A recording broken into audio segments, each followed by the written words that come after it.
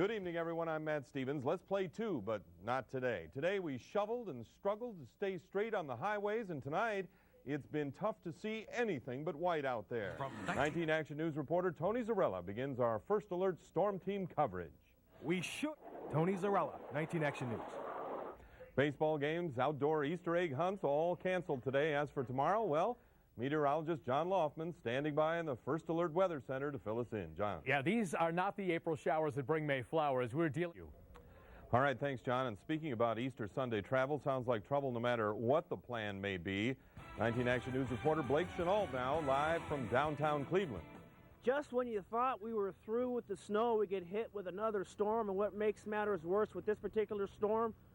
If you are planning to drive in East Cleveland, be advised, city officials say the salt supply there is gone, and there's nothing they can do about the icy roads. Police report 18 minor accidents in the last 24 hours there.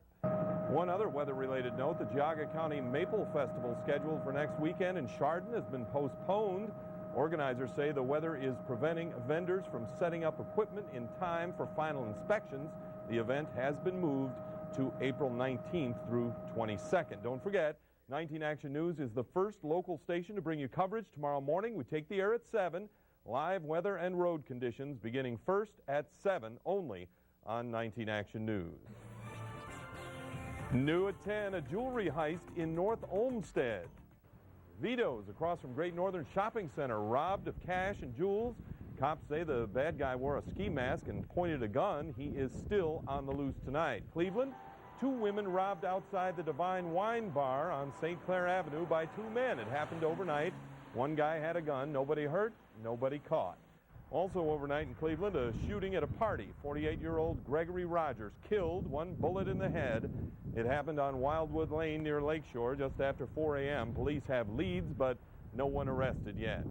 The Fashion Sense store on Pearl Road wasn't open at 6:30 this morning, so this Ford Escape opened it. Police say the woman driving the SUV lost control, you think? If she hadn't hit a pole in the back, she'd have gone clean through. Minor injuries, major damage. 58 people killed or found dead across Iraq today, and it's day 2 of heavy fighting in a major U.S. offensive to drive Shiite militia out of a city south of Baghdad. Now at 10, 19 Action News correspondent Drew Levinson reports. Drew Levinson, 19 Action News. Also tonight, there's word that the government has changed its policy for bringing home the bodies of service people killed in Iraq. Chartered flights will now be used instead of commercial flights, and the caskets will be met by honor guards. The change actually took place in January, but was announced today. 55 on Saturday. Matt, that is seasonable. That's what our average high is this time of year. I have tulips that peaked out just a little bit and then went back. Everybody. I have blossoms on the crabapple tree in the front. Well, those will be gone. Global warming. Yes. Yes. All Thank you, John. Spider-Man 3 opens in May, and there will be a bunch of free screenings of the movie, portions filmed in Cleveland, but only for contest winners and invitees. You must know who you are. We're told that no one connected to Spider-Man 3, starring Tobey Maguire and Kirsten Dunst, will make an appearance here, so who needs them?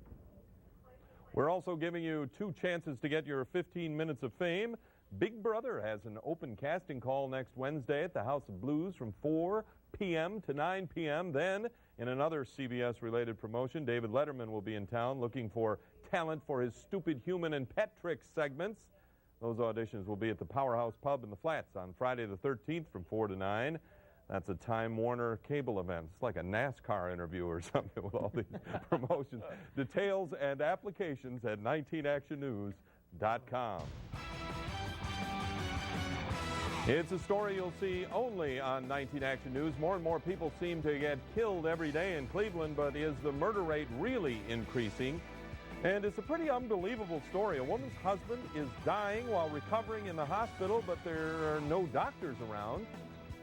But first, more than 40,000 Social Security numbers are in the hands of a thug tonight. Find out if you need to be worried when 19 Action News continues. And back to you now, Matt. All right, thanks, John. Cleveland is not the murder capital of this country. It only seems like it sometimes. Tonight, a closer look at why more people are getting killed on city streets. It's a 19 Action News exclusive. Here's reporter Ed Galley. Ed Galley, 19 Action News.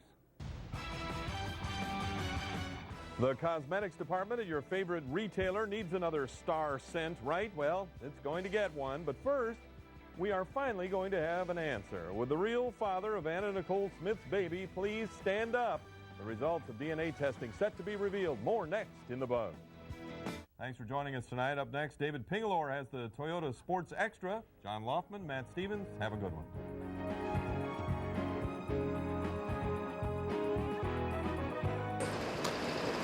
They've always made pottery around Roseville and Zanesville because that's where the clay is. There's even a pottery museum. It's called a jardiniere. With examples from all the Ohio companies, Weller and Roseville, Hull and Cookson, and McCoy, real McCoy. Well, we made probably 125,000 pieces a week. Nelson McCoy's father and grandfather built a pottery empire that lasted more than 70 years. Pots and planters that sold in flower shops, cookie jars, and whatever else Woolworths and Kresge's and Walmart wanted to carry. Whatever people would buy for 50 cents or a few bucks. We were in the mass production business. Nelson McCoy never bothered with patents, too expensive and basically worthless against the foreign reproduction companies. They would make the smile go up this way instead of the smile going up this way, and we would be knocked off and the patent wouldn't protect you anyway. He retired in '81. The company was sold in '85 and out of business by 1990. Everything this guy has, fake, fake, fake, fake, fake, fake, fake. So how is it that in 2007 people are selling new McCoy pottery on eBay? Fake, fake. Richard Monaco owns the Hatchery Antique Mall in North Ridgeville. Fake McCoy. Even he's been deceived by ambiguous eBay ads. It's old, all right. Could be a couple of weeks old. And he's angry as a businessman and as an Ohioan. They're taking our history and stomping all over it, selling that junk. I think this is a McCoy piece, one ad reads. A charming piece of yesteryear, it says in the very same pitch. And how about this one, advertised as vintage Roseville pottery? There's a French word for this. It's called le caca. 32 people bid on this. Somebody bought it for $100.98, and it's a fake copy. Crap. The internet, of course, makes us all neighbors. The middle of nowhere is suddenly right next door. So what's wrong with dropping in on a neighbor and asking him why the heck he's selling me this reproduction as a real McCoy? Did my husband know you're dropping in? Oh, nobody ever knows I'm dropping in. Neighbors who rip off neighbors hate confrontation, but they always seem ready for it. This woman sold us a phony McCoy planter, and she matter-of-factly confessed to having victimized others, unknowingly, of course. Yeah. What do they say? That it's a fake. Yeah, what do you say? I didn't know. I refund them. One of the biggest guys went to jail. I didn't shed any tears over that. Nelson McCoy and thousands of McCoy pottery collectors know by now there's no stopping the crooks, but they keep trying. All these people, antique people, come in and they said, why, there's a knockoff of McCoy. That isn't McCoy. What kind of a store is this? And then they make a lot of loud noise and they walk out. We think, well, we're fighting back a little bit. As for eBay, well, who could police all the possible fraud there? I mean, you could fill a book with it right now. Matt Stevens, 19 Action News. She told me she's being abused by her parents. A predator on the prowl on the internet site stickcam.com, where the chat is live and on camera. That's the bitch. All right. A predator bragging to a worldwide audience about luring a teenage girl for sex. I thought it was very bold. Brooklyn Heights patrolman Mike Tulskowitz got a tip about Joshua Clay back in 2004. Never once have I heard of or seen somebody calculate a scheme, to that degree. A tip that this then 20-year-old misfit was planning to take a 14-year-old girl to South Carolina to marry her. But the law was helpless. The girls said they hadn't had sex and their families didn't stop them, so they got married. Clay's motive wasn't love. Here's the paperwork from the abortion the child received with her husband's blessing 6 days after the wedding. Then the happy couple moved in with Clay's mother, and Clay started sharing visuals from the honeymoon on the internet. He's videotaping it and photographing it, and then sending it out to his friends. Assistant Prosecutor Brendan Sheehan says the state of Ohio had to recognize the marriage, but the age of the bride still made it a child pornography case. When she finally did get away from him, he found her. As the investigation continued, the young bride moved in with relatives in Pennsylvania, but Clay kept contact through the internet. And then he started a relationship with one of his bride's new friends, a 15-year-old girl who disappeared July 4th, 2006. We're looking for a missing child from Pennsylvania. Our instincts are telling us Josh Clay is the guy who did it. Clay tells the police he'd never seen the girl. It was 72 hours now. But the girl's father knew better. He knew what Clay had been telling her. You're having problems at home? I know how to handle those problems. Come with me. And she did. Clay kept her at 2 Middleburg Heights motels and had sex with her repeatedly. But he knew the cops were closing in. On July 7th, Josh Clay drove his victim here to the Greyhound station in downtown Cleveland to put her on a bus to Las Vegas. He was sending her to a friend he'd met on the internet. And who knows what would have happened to that girl in Las Vegas. But the cops got there in time. All right, I'll show you this bitch. After posting bail, Clay defied a judge's order and went back on the internet, back on Stickcam, where he bragged about his crimes. Then he starts masturbating on this camera. And I am going to incarcerate you. Last month, Judge Nancy Russo listened to Josh Clay's plea for leniency. I don't personally believe I'm a further risk to anyone. Then labeled him a predator, sent him to prison for a solid 10 years. I did not approve of the marriage. And gave his mother a piece of her mind. You're in total denial about what your son is doing. You have been for years. I don't know how you stand there and tell me that it's okay for an adult parent to let a 20-year-old boy live with a 14-year-old girl in the basement and be on the internet masturbating every night to people across the world. And as a woman, I find it doubly appalling because he victimizes women and you're a woman. You were the gatekeeper and you didn't do your job. So I frankly don't want to hear anything else from you. You can take a seat. His victims will be in their late 20s when Josh Clay gets out, but he will get out. And sadly, the internet fraternity of perverts will hardly miss him. There's tons of them. There's more fish out there than there are fishermen. Matt Stevens, 19 Action News. There he was, a world-renowned musician, a promising politician, son of a Baptist minister.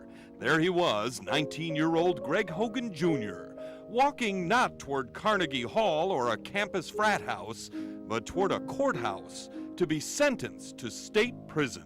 I wish he'd done something else to cry for help. The Reverend Greg Hogan Sr. thought he'd given his son enough help already. A stable childhood with 3 siblings and a doting mom who'd passed along her passion for music. Greg had been to Carnegie Hall, competed against the world's best young pianists, and his father had scraped together enough money for a university school education. In a letter following Greg's junior year, his sponsor wrote that he'd probably have to choose soon between piano and cello, history and law, one girlfriend and many. And he jokingly suggested that Greg set his sights in life a little lower and just try to become President of the United States. A year later, Greg was president of the freshman class at Lehigh University in Pennsylvania, a frat boy, Sigma Phi Epsilon, and a key member of the school's orchestra. And we're able to make an impact for Jesus Christ. Greg Hogan Sr. couldn't have prayed for a better beginning to his son's college career, but there was something he didn't know. A friend of a friend at Lehigh had introduced him to online poker. And then he called up his own account and he showed Greg where he had $120,000 in his account. And he said, hey, if this kid can make it, why can't I? Because I'm just as smart as he is. By the time he learned that being smart isn't all it takes to conquer an anonymous worldwide field of Texas Hold'em players, Greg had lost thousands of dollars earmarked for his college expenses. We didn't realize how much it had taken over his life. Reverend Hogan says he installed a program that blocked gambling sites on Greg's computer, but Greg found other computers. He was gambling up to 12 hours at a time in the school library. By December 9th, 2005, Greg had emptied his bank account, cashed his savings bonds, and borrowed hundreds of dollars from friends. He had to make it end. He had to make it stop. So this unlikely internet gambler did something even more out of character. He walked into a bank with a note demanding $10,000 cash. 4 hours later, he was cuffed, booked, and on the phone with his father.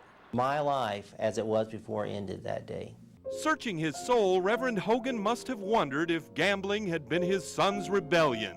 Revenge for the rigid structure of his childhood, the pressure to perform on stage and in the classroom. Searching his heart, he may have blamed himself. But on August 17, 2006, a judge blamed Greg Hogan Jr. and sent him to prison for 22 months. He needs to be in prison for a while. He needs to know what it is, and he needs to know where his addiction will take him again if he ever chooses to re-enter it. In Cleveland, Matt Stevens, 19 Action News.